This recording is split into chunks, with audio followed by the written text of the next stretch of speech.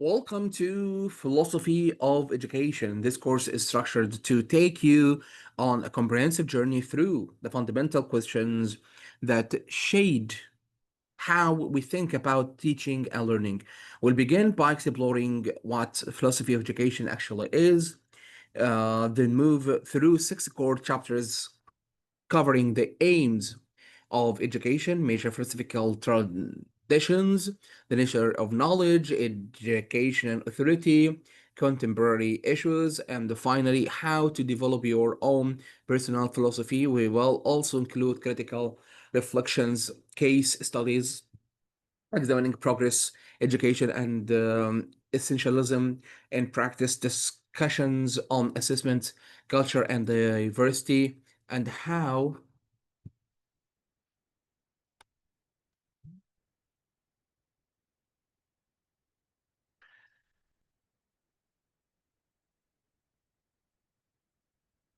to integrate philosophy into educational policy. This course will conclude with you developing your own identity to as a reflective educator. Learning objectives, course outline, and learning outcomes. First, course outline. Introduction. What is philosophy of education? Chapter 1. The aims of education. What should education achieve? Chapter 2. Major philosophical traditions in education. Chapter 3. The nature of knowledge and learning. Chapter 4. Educational authority and responsibility. Chapter 5. Philosophy of education and the contemporary issues. Chapter 6. Developing a personal philosophy of education. Critical reflection. Visualizing educational philosophies. Case study. Progressive education in practice. Case study. Essentialism and curriculum design, assessment and evaluation in philosophy of education, the role of culture and diversity in education philosophy, integrating philosophy into educational policy. Conclusion, your journey as a reflective educator. Learning objectives. Master key philosophical questions about educational aims, content, and the methods that have shaped educational thought for centuries. Recognize and differentiate between major educational philosophies and their practical implications for teaching and learning. Examine how philosophical principles from educational policy, curriculum design, and classroom dynamics in real world contexts build the capacity to critical reflection on the ethical responsibilities and social roles of education in diverse societies. Learning outcomes. By the end of this course, you will be able to clearly separate the main aims and the guiding ideals of education, demonstrating understanding of how these shape educational systems and the praxis. Systematically compare and contrast essential educational philosophies, including essentialism, progressivism, existentialism, and the social reconstructionism. Apply philosophical frameworks to critically evaluate educational practices, policies, and innovations in contemporary contexts. Demonstrate comprehension of how educational authority and responsibility are distributed among stakeholders and the implications for the democratic education. Reflect deeply on your own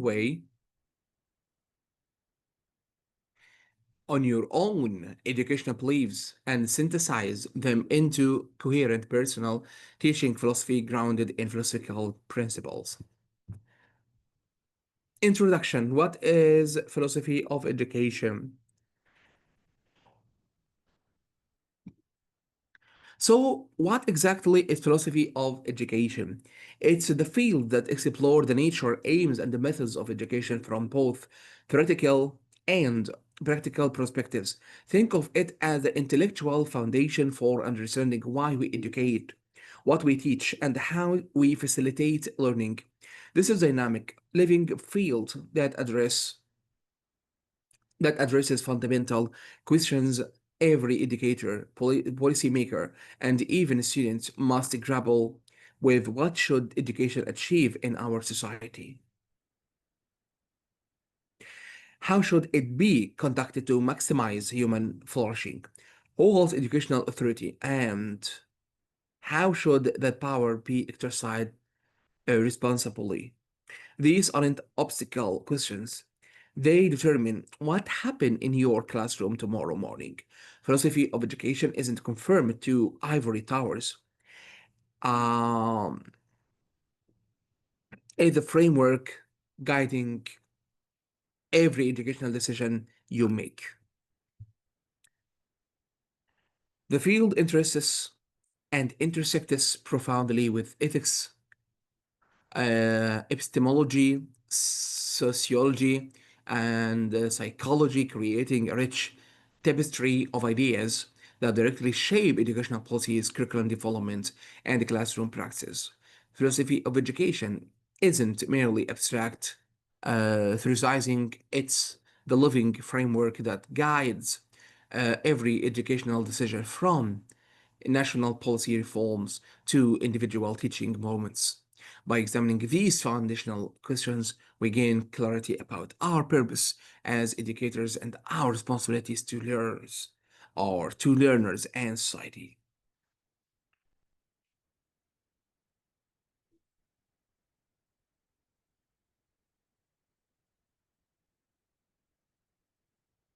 Without this philosophical grounding, we're simply going through the motions without understanding why we do what we do. Key questions. What makes educational valuable? How do we balance individuals' needs with social responsibilities? What role does culture play in shaping educational values?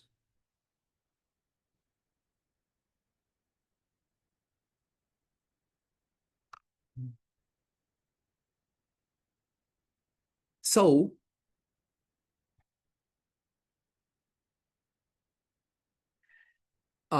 questions like what makes educational valuable? Is it valuable because it leads to employment, or is there something intrinsically valuable about learning itself? How do we balance individuals' needs with social learning itself? How do we balance individuals' needs with social responsibilities? Should education primarily serve the individual student's growth and interests or society's needs for skilled workers and informed citizens? What role does culture play in shaping educational values? These questions don't have simply a simple answer, and different philosophical traditions answer them very differently. But asking these questions and thinking deeply about them in what transforms someone from a technical who follows prescribed methods into a true educator who makes informed, principled decisions. Chapter 1: The Aims of Education. Throughout history, philosophers have proposed diverse and sometimes competing aims for education. Should education primarily cultivate curiosity and wonder, foster creativity and innovation, promote moral reasonings and ethical behaviors, prepare responsible citizens for democratic participation and self governance? These questions aren't merely academic, they determine what happens in classroom every day.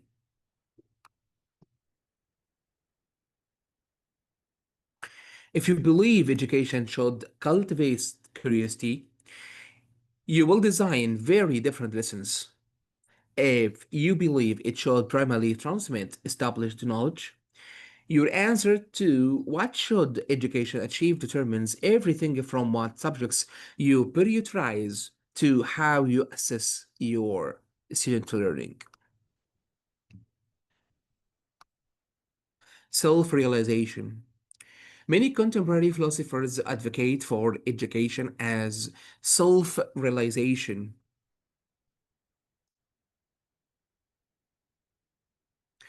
the process of helping citizens fulfill their unique potential and develop genuine autonomy. This humanistic vision emphasizes personal growth, critical consciousness, and the development of individual talents and interests. However, education doesn't exist in a vacuum.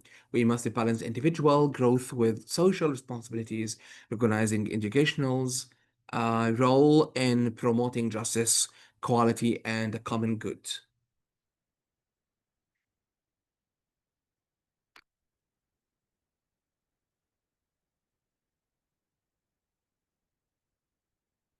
This creates a fundamental tension. How do we honor individual development while also preparing students to participate in and contribute to society? This isn't an either or question. Effective education must do both.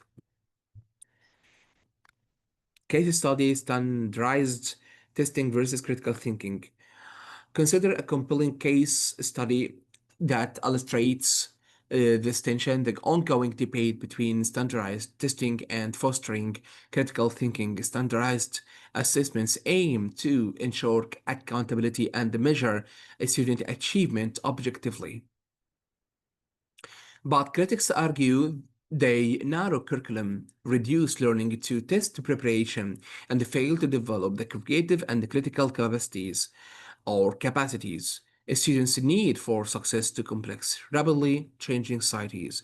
This tension reflects deeper philosophical questions about whether education should prioritize measurable outcomes or holistic development, individual achievement or collective well being, conformity or creativity.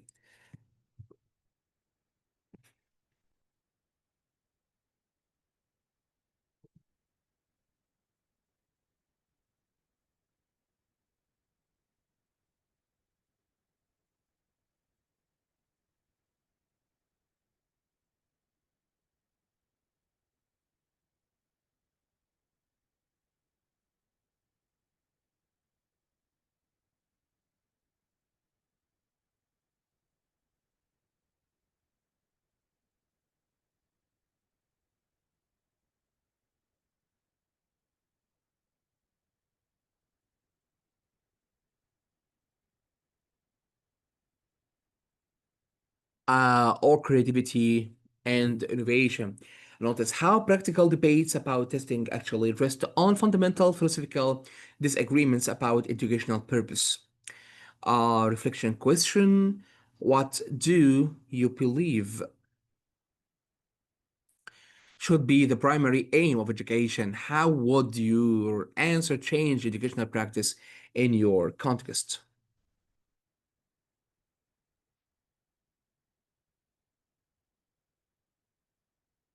So take a moment really to think about it. It's knowledge transmission, character development, critical thinking, workforce preparation, social justice. Now consider how would your answer change educational practice in your context. If you're teaching young children, how would your answer shape your daily activities? If you're teaching university students, how would it affect your curriculum design? This question isn't hypothetical. Your answer, whether conscious or unconscious, drives every decision you make as an educator. Making your answer conscious and philosophical makes your practice more intentional and effective.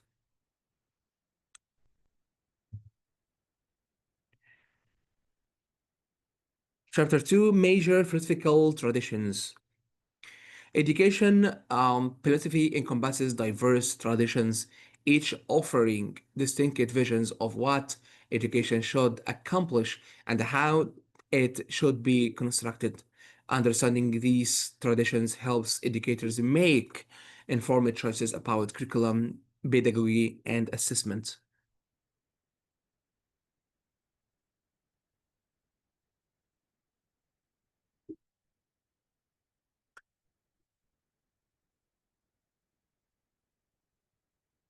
Rather than just following whatever approach is currently popular or mandated. These aren't just historical curiosities, each tradition um, is live and influential in contemporary education. When you understand these frameworks, you can recognize which philosophy and which philosophical assumptions underlie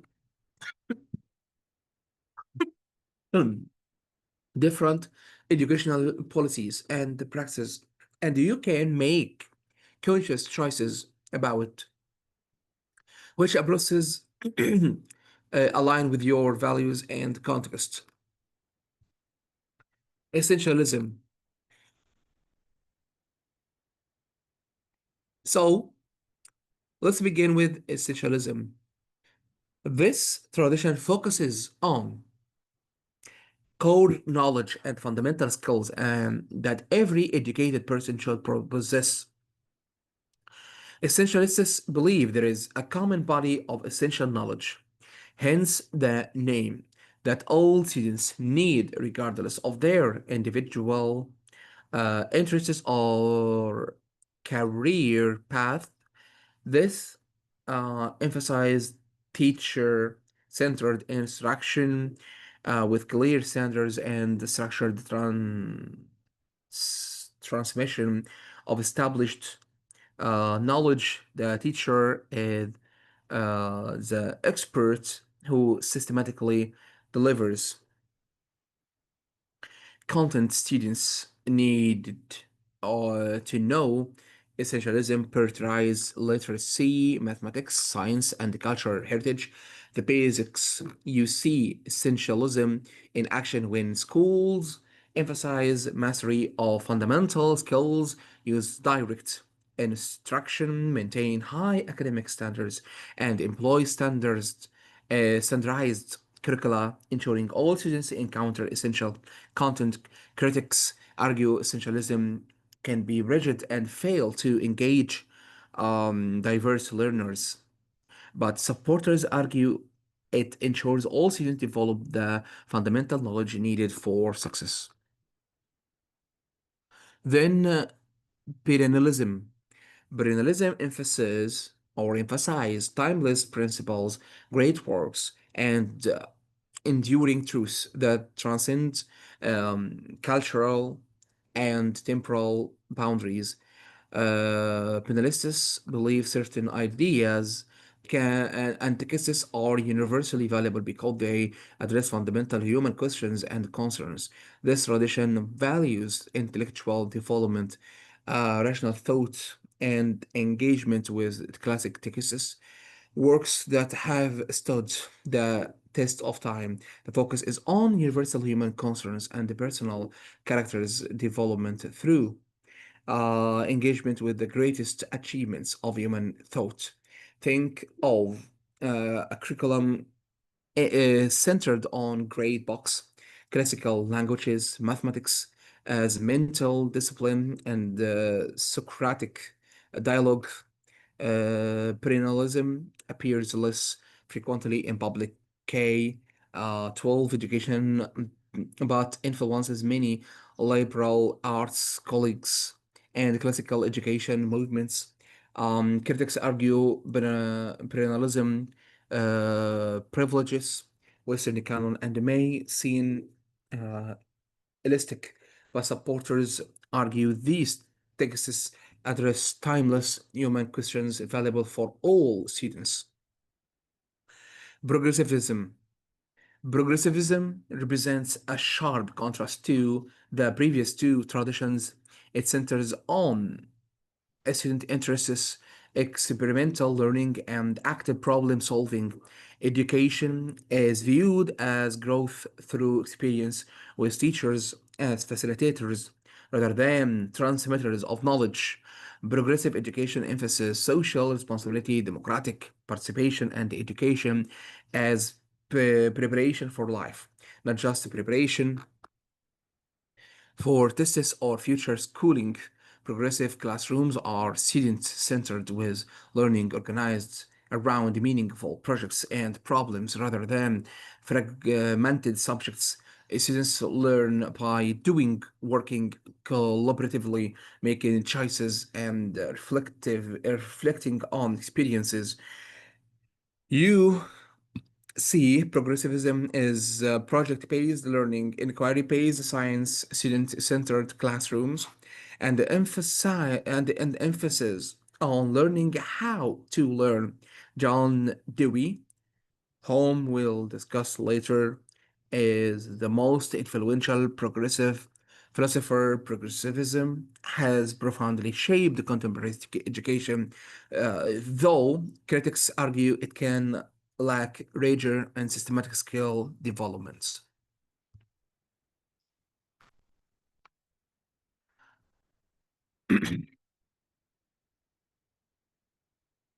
Extensionalism. Extensionalism prioritizes learner-directed education, emphasizing personal meaning, authenticity, and individual choices.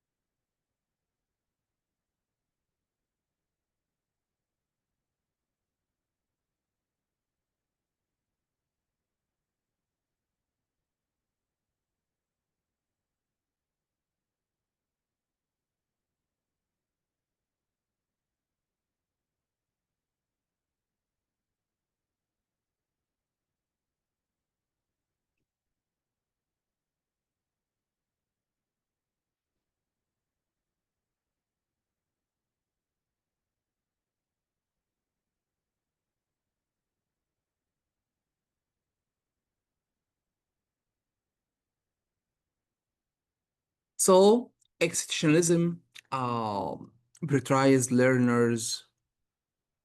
learner-directed education, emphasizing personal meaning, authenticity, and individual choice.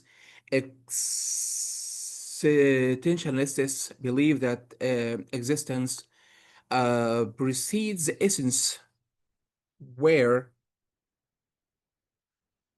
um, not born with predetermined purposes, but must create meaning through our choices in education. This means students are encouraged to define themselves, though their choices, and they take a responsibility for creating meaning.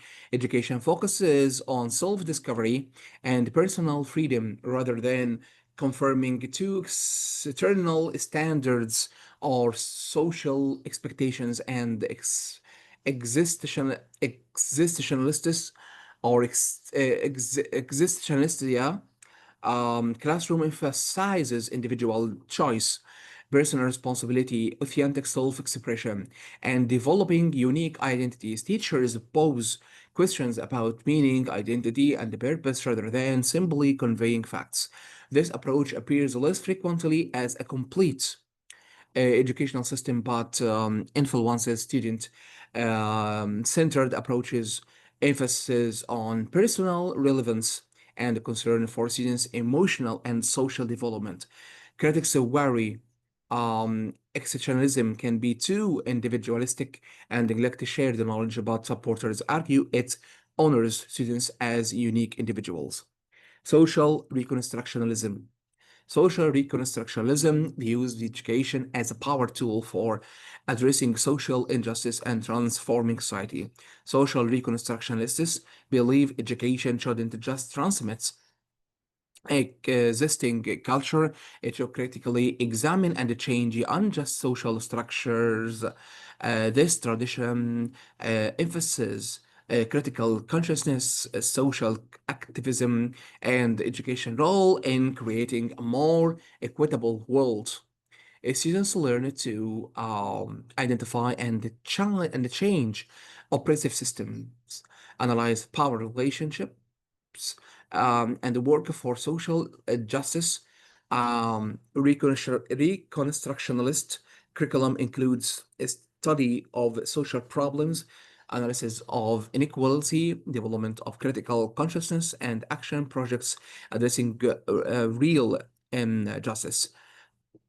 Paulo Ferrari's pedagogy of the oppressed is is foundational to this tradition. You see social reconstructionalism in critical pedagogy, social justice education, service learning connected to systematic analysis, and emphasis on education as liberation.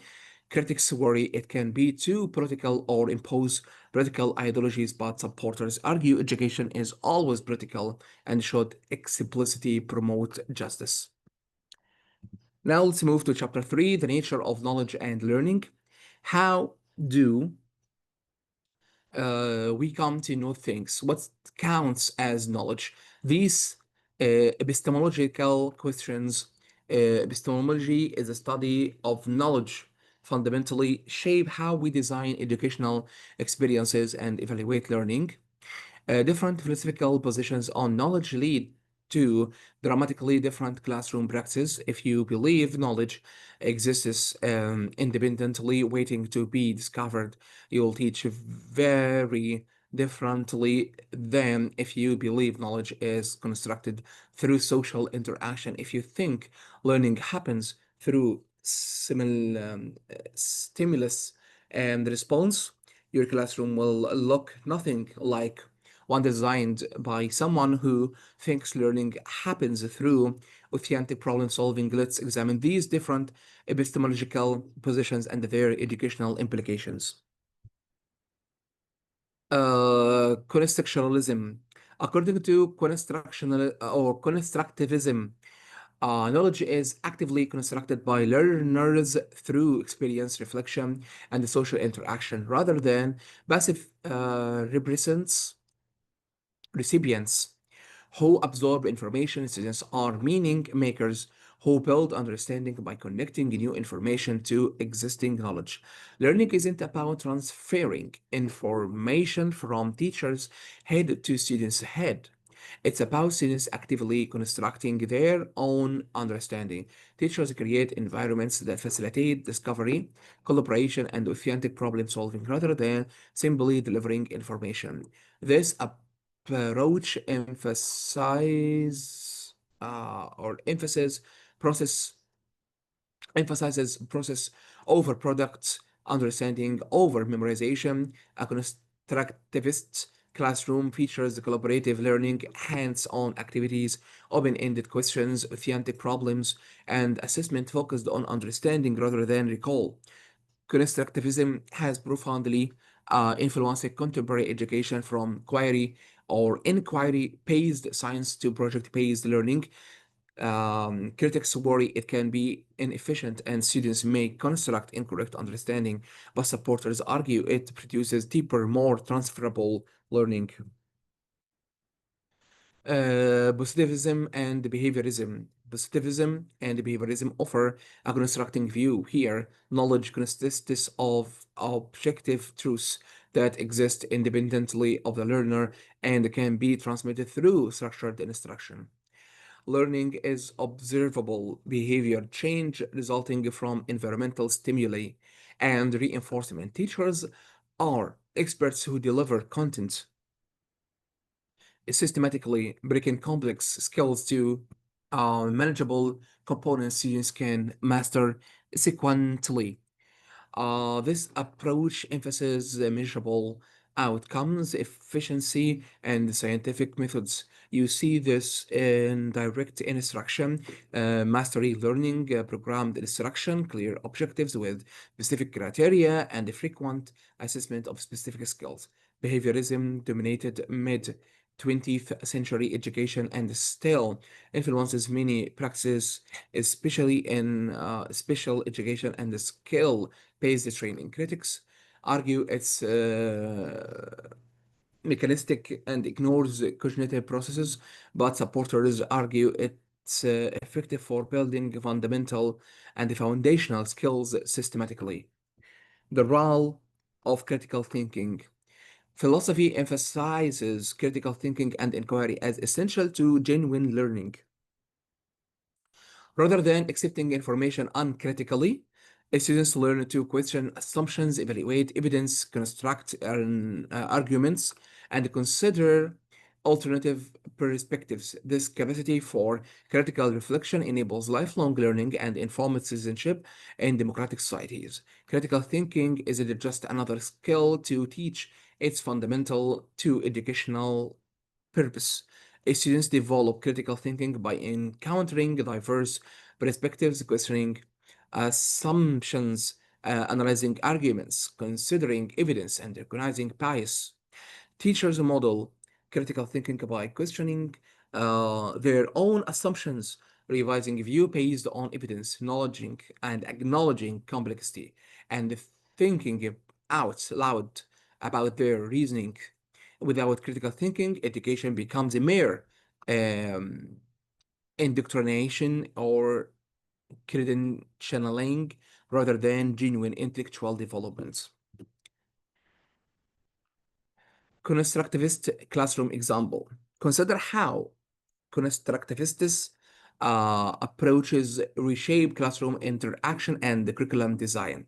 Instead of teacher lectures followed by individual practice, classrooms become communities of inquiry where students collaborate on authentic problems. Debate, interpretations, and construct shared understanding. Teacher's role shifts from knowledge dispenser to facilitator, guide, and co-learner. Assessment focuses on understanding and application rather than recall. For example, instead of lecturing about ecosystems, then assigning textbox questions.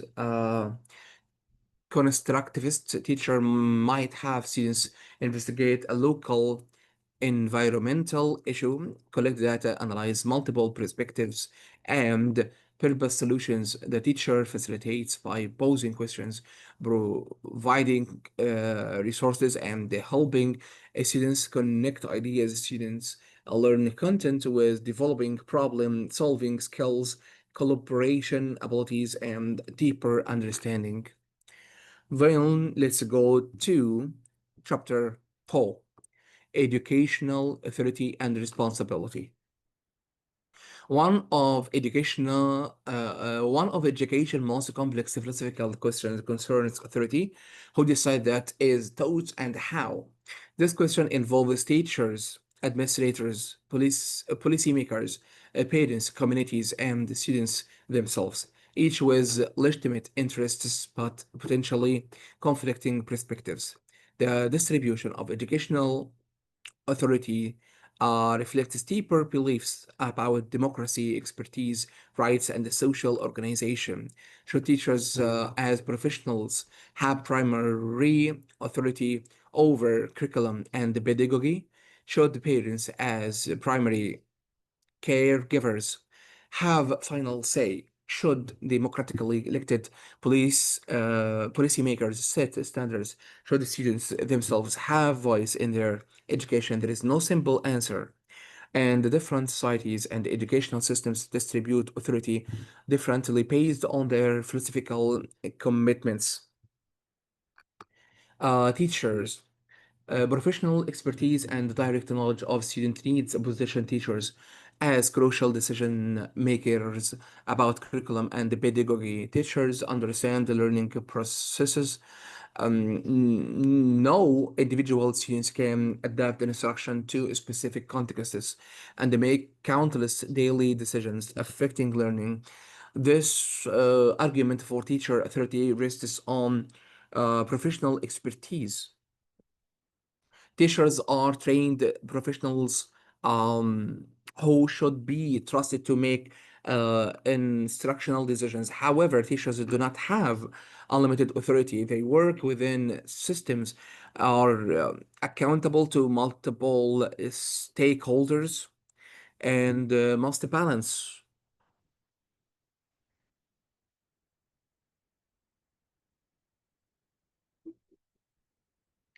professional judgment with standards and policies and community values. The question isn't whether teachers should have authority, but how much and over what decisions. Should teachers determine curriculum or just teachers' methods? Should they make decisions about assessments or follow the strict requirements? Administrators.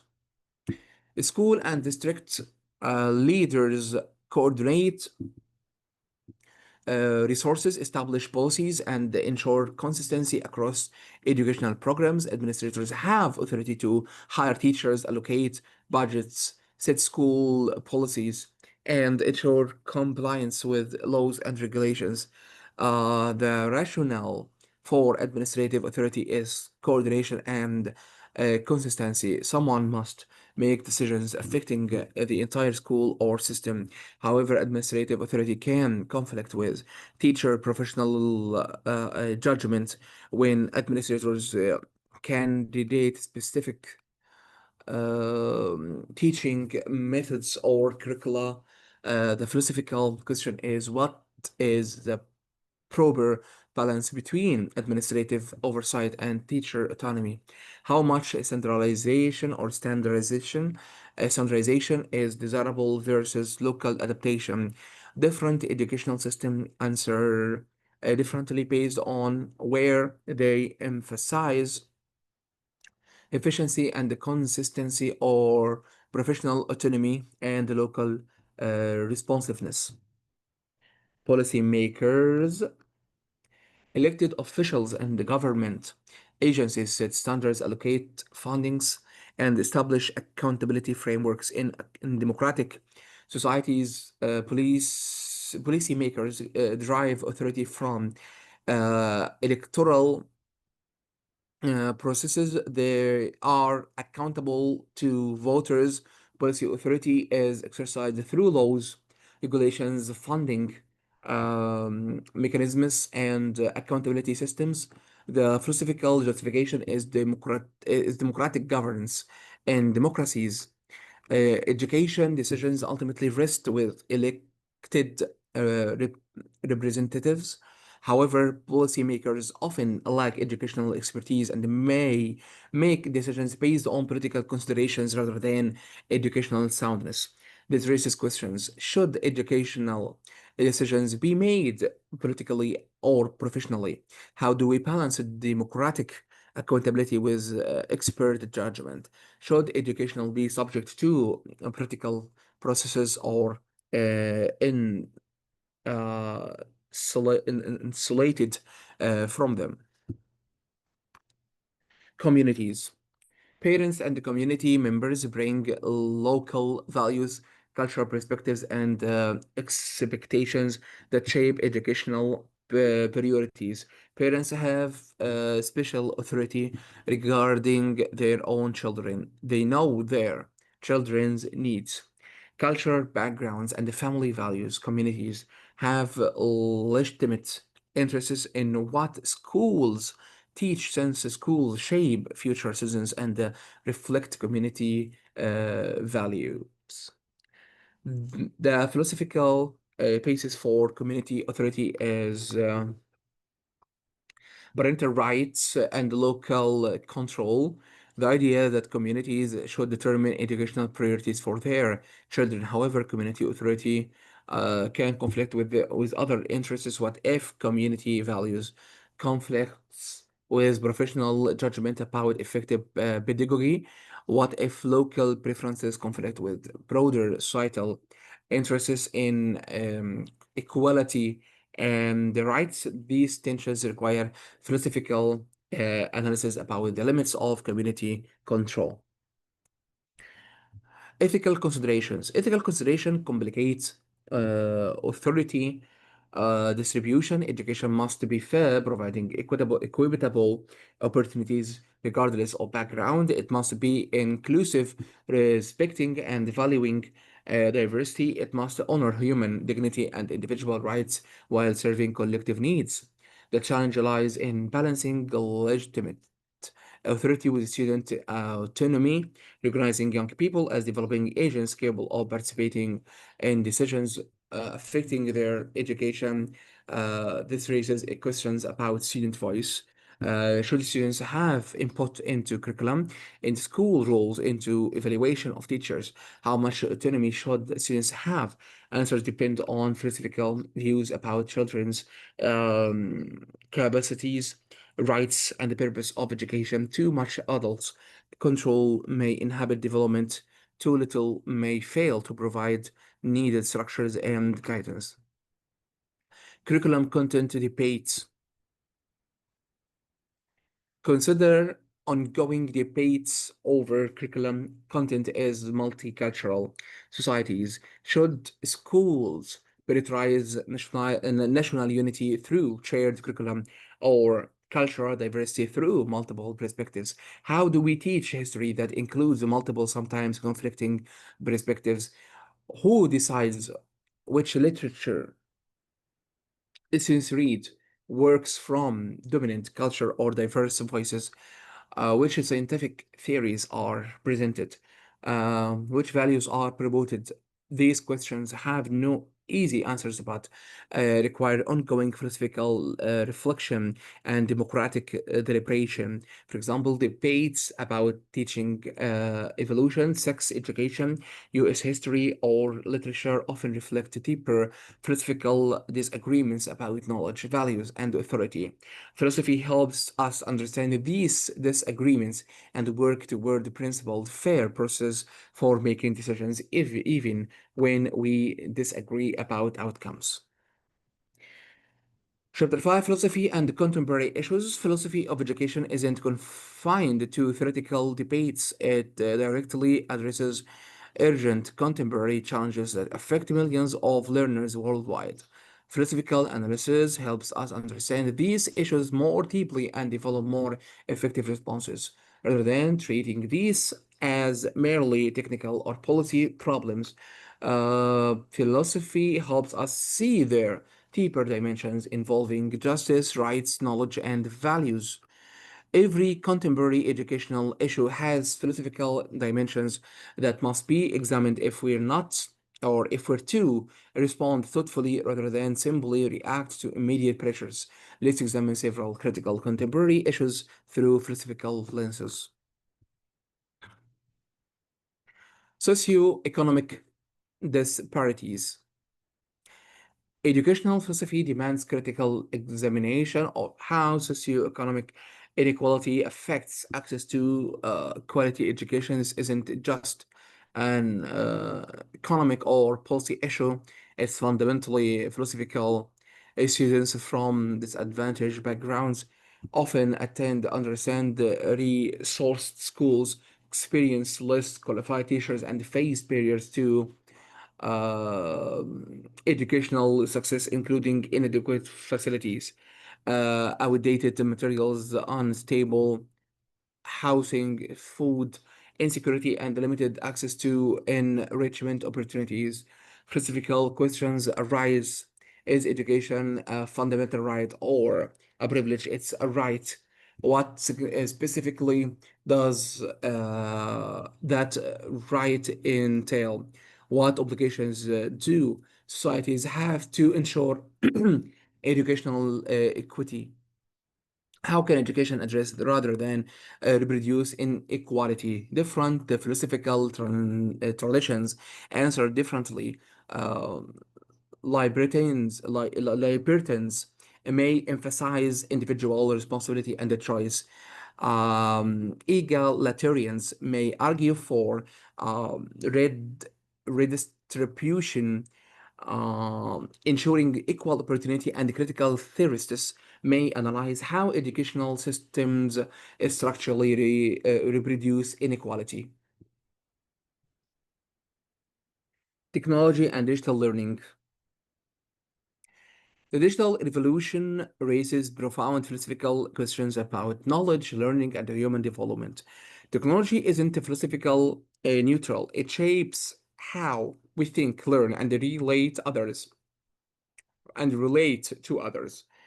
Does technology enhance or diminish critical thinking? It provides access to vast information, but does information access equal knowledge or understanding? How do we maintain human correction in increasingly virtual learning environments when education is fundamentally a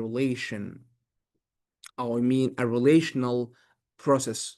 What are the implications for privacy when students' data is collected and analyzed? For autonomy when algorithms, which means الخوارزميات, determine learning pathways? for attention when digital environments are designed to capture and hold attention. Educational philosophy helps us navigate these questions thoughtfully rather than simply adopting new technologies uncritically because they're innovative or mandated. We must ask not just can we use this technology, but should we, for what purpose?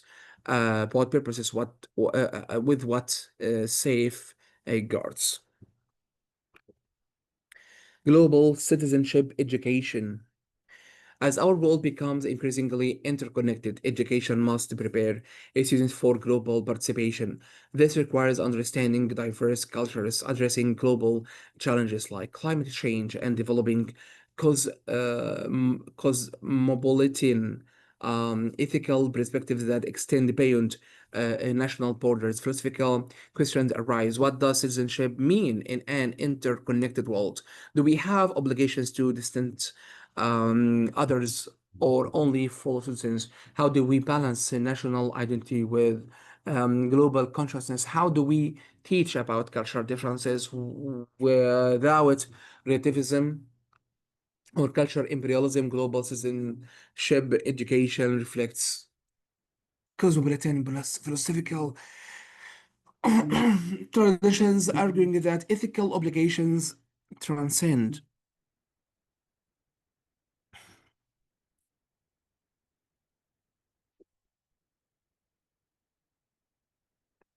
national boundaries. However, it can conflict with nationalist educational philosophies emphasizing particular cultural traditions and national loyalty. Philosophy helps us think through these tensions and develop approaches that honor both particular identities and universal human dignity. Then, sustainability awareness. Education plays a crucial role in addressing environmental crisis by fostering ecological literacy, systems thinking, and commitment to sustainable practice. Philosophy helps us examine our responsibilities to future generations and the nature of the world or the natural world. Okay. These aren't merely scientific or technical questions, they're profoundly philosophical. Do humans have a special moral status, or is nature available independent of human interests? What do we owe future generations? How do we balance present needs with sustainability? Environmental philosophy informs education by changing anthropocentric worldviews, promoting understanding of ecological interconnection, developing longer time horizons, and cultivating ethical relationships with the natural world. Education for sustainability isn't just teaching environmental science, it's philosophical work of reshaping how we understand humanity's place in nature and our obligations to sustain rather than exploit natural systems. Case study: many teacher education programs. I mean, social justice in teacher education. Many teacher education programs now integrate social justice principles, preparing educators to recognize and challenge systematic inequalities or inequities. These programs engage pre-service teachers in critical reflection on power, privilege, and oppression, develop culturally responsive pedagogical skills, and emphasize education transformative potential.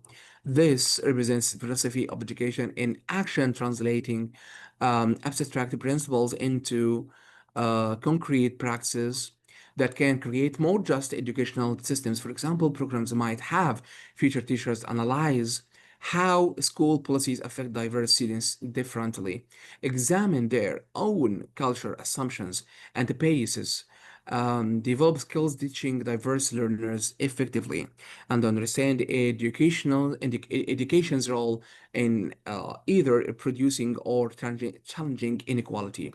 This isn't political neutral. This isn't politically neutral. It reflects philosophical commitments to justice, equality, and education as social transformation. Critics argue this inappropriately prioritizes education. Supporters argue education is always political and should explicitly promote justice rather than pretending neutrality. Now let's go for chapter 6, developing a personal philosophy. Every educator operates from a philosophy of education, whether explicitly articulated or implicitly held. You have philosophical commitments right now about what education is for, how learning happens, what your role is, even if you're never consciously examines them. Developing a conscious, coherent personal philosophy is essential for effective, purposeful teaching. Your philosophy serves as a compass guiding daily decisions and long term professional development. Without explicit philosophy, you're susceptible to conflicting pressures in consistent praxis. As well, the lack of clear direction. With philosophical clarity, you can make principled decisions, explain your choices to others, and continuously refine your practice toward the clearly articulated goals. Let's explore how to develop your professional teaching philosophy. Finally, reflect on beliefs and identity influences. Begin by examining your fundamental beliefs about teaching, learning, and student potential. What do you believe students are capable of? Are they empty vessels to be filled, active meaning makers, or something else? What is your role as an educator, expert, transmitter, facilitator, guide, or co-learner? What makes learning meaningful? Mastery of content, personal relevance, social contribution. These aren't hypothetical questions. Your implication answers drive your practice. Making them explicit allows you to examine whether your beliefs are practiced align with your beliefs. Often we discover inconsistencies. We say we believe one thing, but practical another. Philosophical reflection helps us identify and address these inconsistencies, developing greater integrity between belief and practice. Finally, identify influences. Consider which philosophical traditions resonate with you and why. As we discuss multiple traditions, essentialism, progressivism, existentialism, social reconstructionism, constructivism, which feel right. Why? Which educational experience as student, teacher, or observer have shaped your perspective. We are all influenced by our own schooling, our memorable teachers, our frustrating educational experiences. What values guide your thinking, justice, excellence, creativity, community, individual growth?